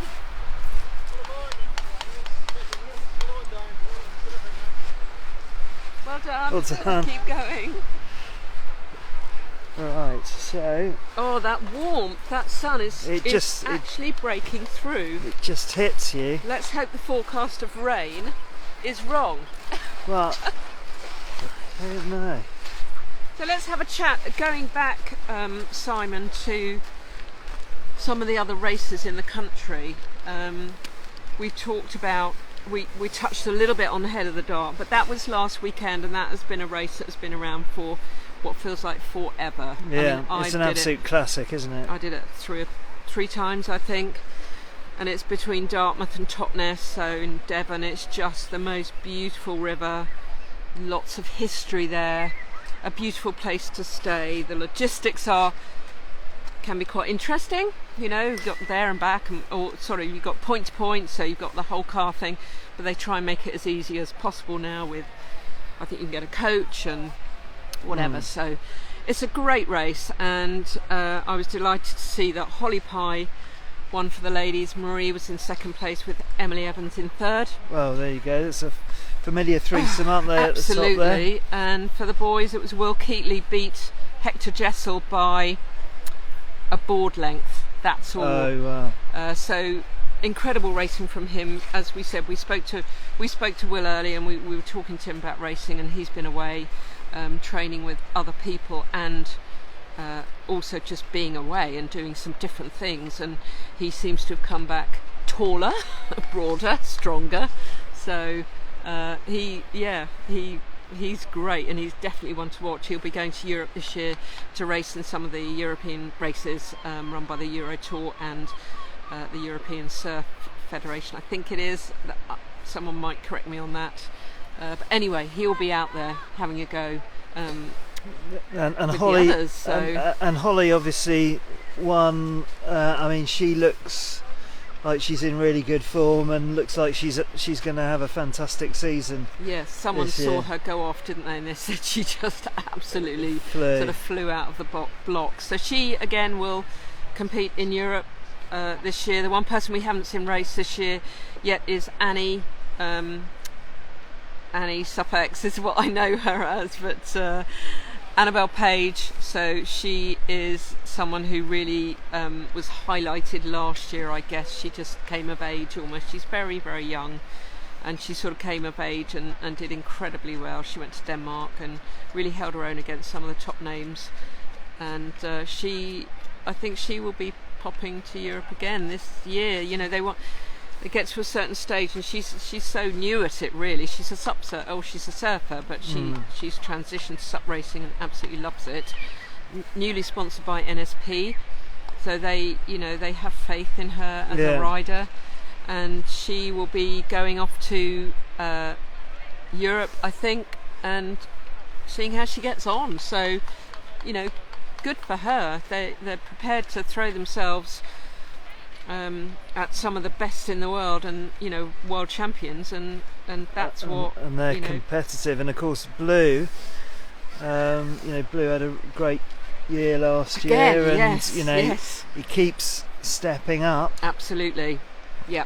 I mean, it's done him the power of good, having won, you know, the GB SUP National Series for so many years and been at the top of his game at such a young age. Even as a junior, he was aware of 1:30 because that's when yes.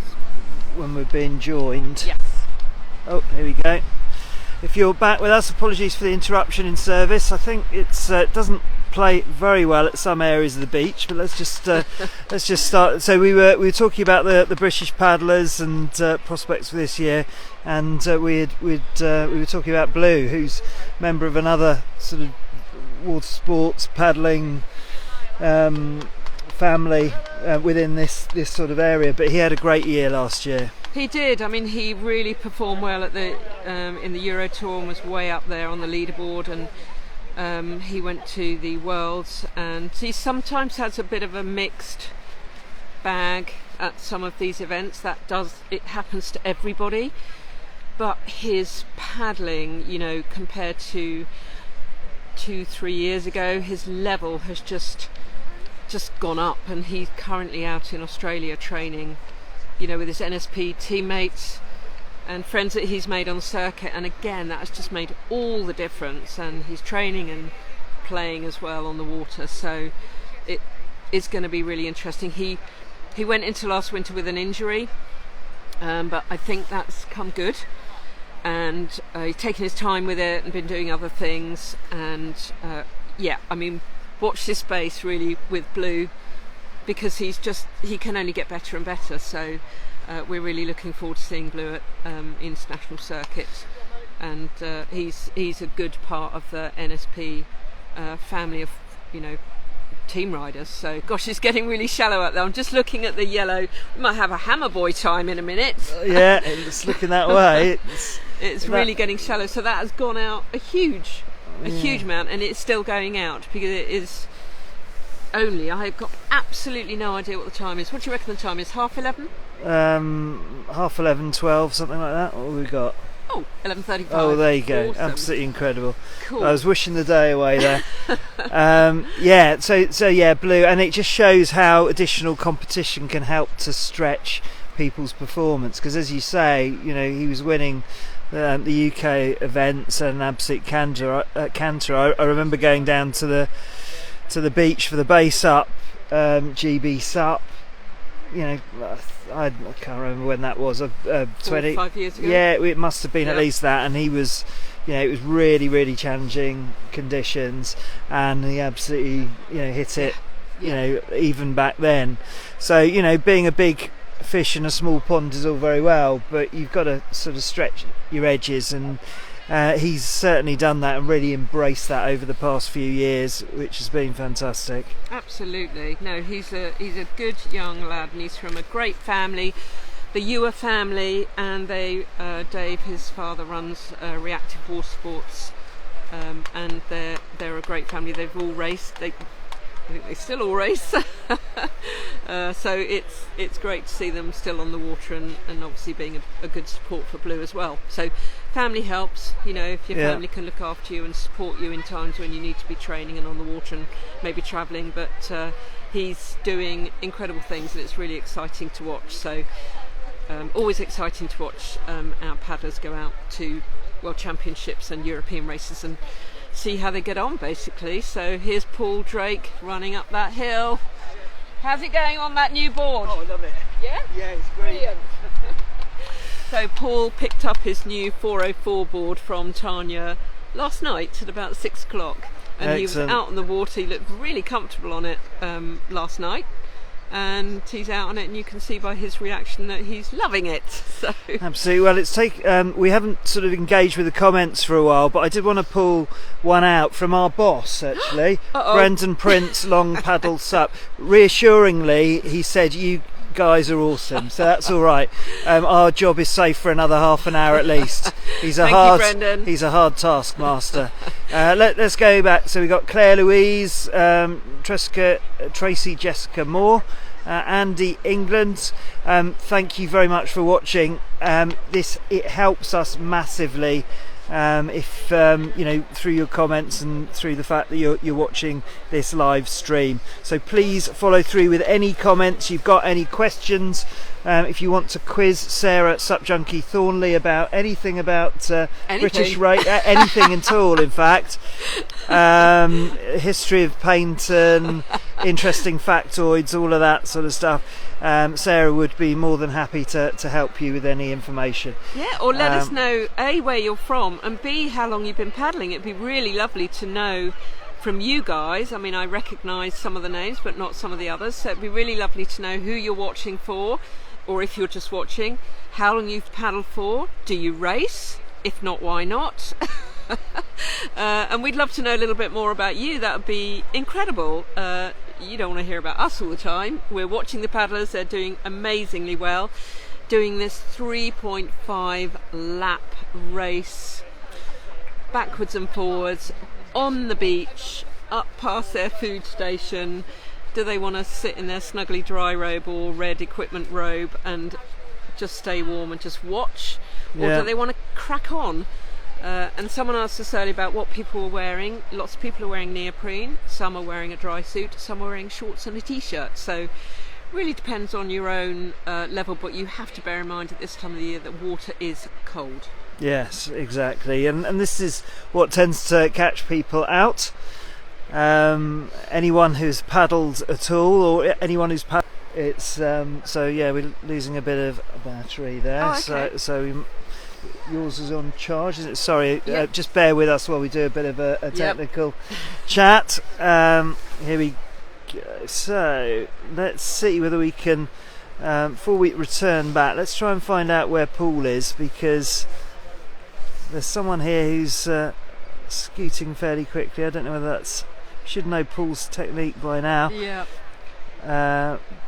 But it very much seems like Paul has sort of really re-established that huge lead he's got over lap, Carlo. a whole lap, plus the run, plus the transition, plus the getting on and off the board. He's ahead by a lap.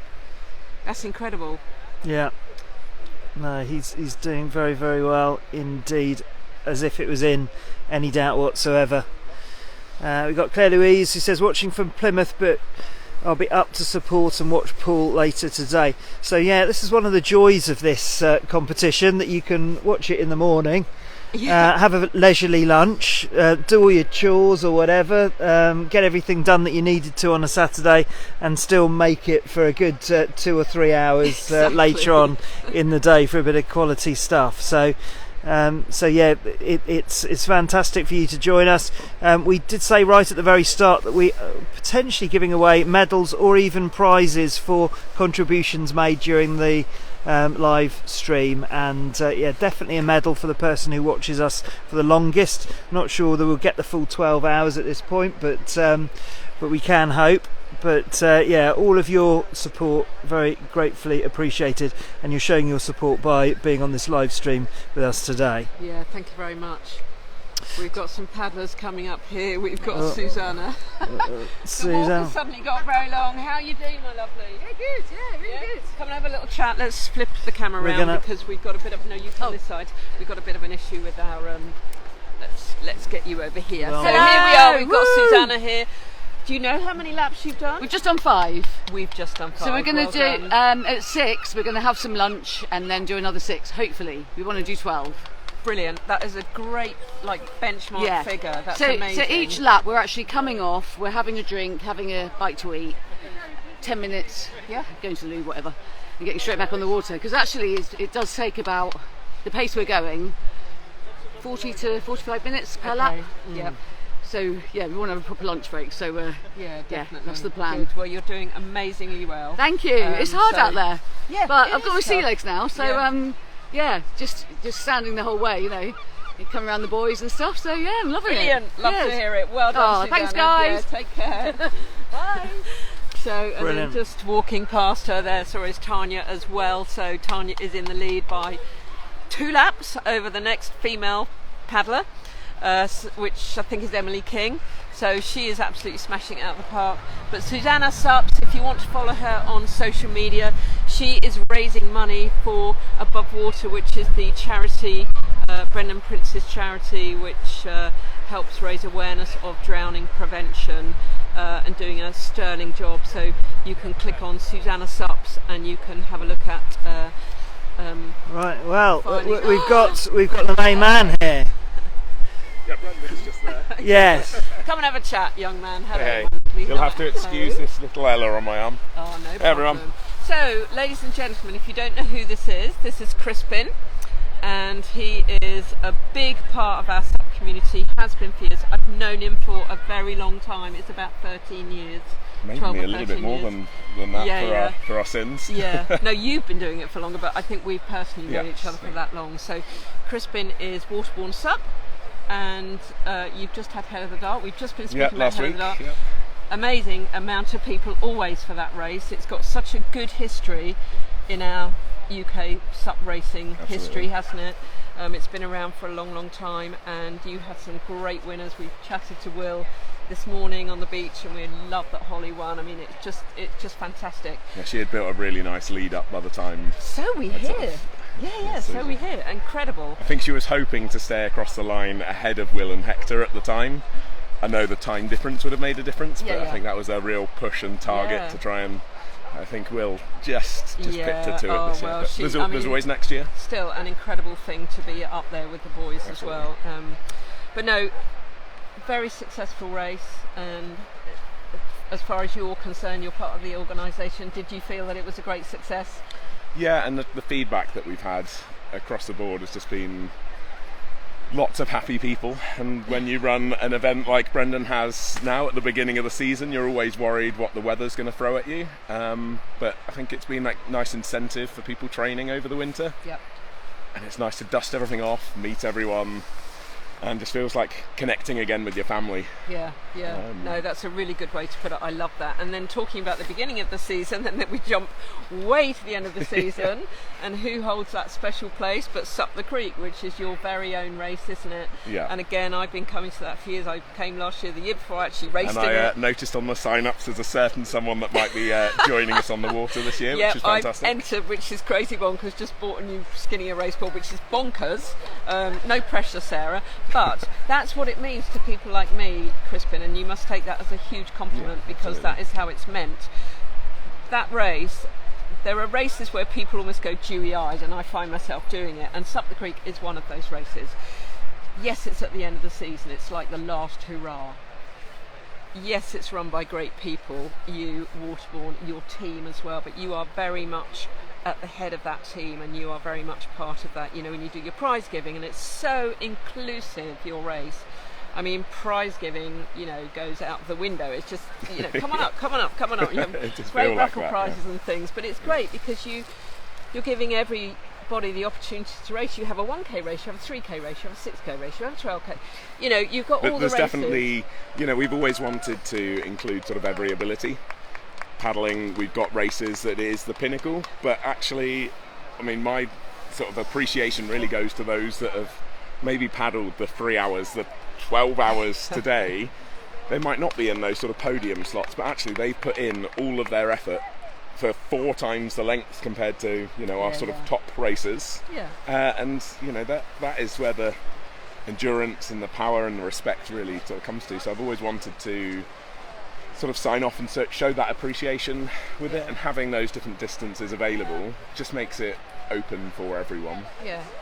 It can be daunting to sign up for a challenge, whether that's a personal challenge or if you've had sort of health issues or whatever that might be, but having something that's achievable and a, you know, sort of nice challenge to aim for is there. And with the prize giving, I've been to countless prize givings over the years where you get the select few that turn up and then a whole swathe of the competition have gone. That's your sort of sign up and your thank yous, and your, you know, the event doesn't end until prize giving finishes. Absolutely, I agree with you there. And we've always wanted to incentivise that extra sort of cooperation in that. So regardless of where you've come, the chance that you might be going away with something or a spot raffle prize, spot or raffle something prize, like that. yeah. And the other people that you applaud fully are the inflatable class. Yes. So you've raced Yeah. on an inflatable before, so have I. It's bloody hard work sometimes, and it is as tough as anything else. So you really applaud that category, don't you? And you want it to stay, and you want to really big up those people who race in the inflatable class. Yeah, and I think the difference, but a performance carbon board is going to outperform in most situations compared to an inflatable. So it's that extra effort, that extra determination. Yeah. Sometimes it's a logistical reason why people have taken an inflatable. And then when I went out to Battle of the Paddle in California, that was I don't want to end up with a broken board. And the likes of Charlie Jones back in the day. Yeah. He had his board snapped by the airlines, and we were on Malibu Beach drastically trying to repair it. Ryan James snapped his board hours before and got that repaired in those sort of couple of hours before the event. I didn't have the worries of that with the inflatable. So sometimes, it definitely has its place, but I think and you're able to compete and finish the and race. that's the thing. So. It's the doing the event that's the important thing, and taking part. So. And you, do you have red boards at your club? So do you know about the red Zero Terror people who are here today? I do indeed. I saw a little video of them getting some practice in the harbour just behind us 2 nights ago. Yeah, they're doing amazingly well. There's 6 of them, and they're all out there, as far as I know, still. They're all smiling as they come off. They're all having different experiences, but some of them have paddled on the sea, but they've never entered an event or a race before. So what do you think of people who do that? Put themselves out there. Obviously, they're being really helped, incentivised by red equipment, which is great, and quality kit. So, what would you say to those people? You must think they're amazing. We think they're amazing. Absolutely. I mean, any endurance race, it is appealing to a select few of us special-minded people anyway. So, they've come up to it where they're not necessarily thinking of entering this race, but they've sort of put their name down, and they've been given this opportunity to be able to get out there, and they're out here giving it a go. And I'm sure if it looks as though there's one potentially just coming in a minute, I bet if you talk to them in a few hours' time, I'm sure you will have plenty of time to do that today. They'll be absolutely thrilled that they've taken up the challenge, and that'll be sort of one of their best decisions, that they've entered sort of known sort of safe race like this. And being looked after. And talking of legends, Paul still running. Simmons, Yep. Did you know that he's a lap ahead of everybody else? No, I had a little bit of a thing this morning before my sessions went out, but that was at the stage when the laps weren't really being counted yet. So he's been very determined. Obviously, another one of the race directors for Head of the Darts. Yep. So we've had a few chats about today. And having won last year, of course he'll want to A, win again, hold that title, but B, he'll want to better his laps. He is steaming ahead. He was steaming from the outset, and he's got Carlo, who's lying in second place, but suddenly is a lap behind, and that man is on a blooming mission for sure. Incredible. And can you share anything? Obviously, you've been having conversations with him. The constitution of his nutrition strategy, his nutrition balls, as they call it. Yeah. Can you share anything? Has he shared the secret recipe? He hasn't given me the 11 secret herbs and spices recipe for that one, unfortunately. So you're not quite as privileged as are we not. Shared within that inner team, but excellent. Well, thanks so much. We've got a slightly dying battery here, so I'm afraid we're going to swap out again. Yeah, no worries. Just in time for one more lap from the River Ninja. Yeah. Crispin, thank you so much for everything that you do for sport. We love you. We love what you do. We love your race, and we are very much looking forward to coming down to the 10th year anniversary. Did someone say it's the 10th year? I don't think they've mentioned it. I think I'm the first. It slipped under the radar. Yeah. And just in case we do get some rain this afternoon, here is a SUP the Creek tea towel that you can clean the screen of your phone Thank you if so it gets a little much. bit damp this afternoon. I do love these. So this is part of SUP the Creek Racing is to get one of these bad boys. I've got them going back years. I mean, they're just amazing. I'm so going to sign up for this. thank now. you. It's worth the sign up. I mean, want it a ends up piece being of a that. very expensive tea towel, but hey, it's worth it. Crispin, thank you. You're a pleasure. legend. It's really lovely to see you. How long are you down here for? You got the Just family? an hour or so. I got sessions out this afternoon, Okay, but wanted cool. to come down and support the event and Brilliant. say hi to everyone. And you and I might need to have a little chat about other stuff anyway. Yeah, absolutely. All right, my lovely. Okay, take care. Thank you so much. Catch you later. Cheers. Cheers, Good to see you. Yeah, thanks, my darling. Hello, mate. Hey, mate. Good. So we're gonna stop this recording We are. We're going to because head we've got to do back. a swappage. Indeed. You might even have to inhale a mouthful of Coffee. sandwich or coffee or whatever. Definitely. But what a morning it's been. And this afternoon, thank you for joining us. Please come back later on. Remember, We won't be long. No, I mean, potential of medals for long-serving viewers here, so please keep the conversations going with us. And this afternoon we're hoping to get some guests on, dialing in from, well, who knows where, Across the world. across the world, an international Maybe you can try and have a guess contribution. as to who they are. Not on this live feed. On the next On the one, next we'll one. start talking about it, and you can give us your thoughts on who we might be inviting over to the live feed. But we're going to stop now. We've got a sort of quite a relaxed vibe going on. I think the sun coming out is. I suddenly feel overdressed. Actually, It's really It's helped. really warmed yeah, up, we have to so- take off some of the 12 layers. and the wind has actually died down a little bit too. So we will see you. We will, but you know, as a bit of a teaser, we've got Paddle UK head honcho here, and we'll beg a chat with him a bit later on. Just doing a battery change, Lee, and then we'll be. Yeah, so we've got So Lee Mr. Pooley Lee here. Pooley, yeah, Uh, done a great job with Paddle UK since they took over as governing body. Yep. All right. Right, that's Let's it. chart. We're going to change over. Please keep an eye out. Put your notifications on for SUPjunkie.uk.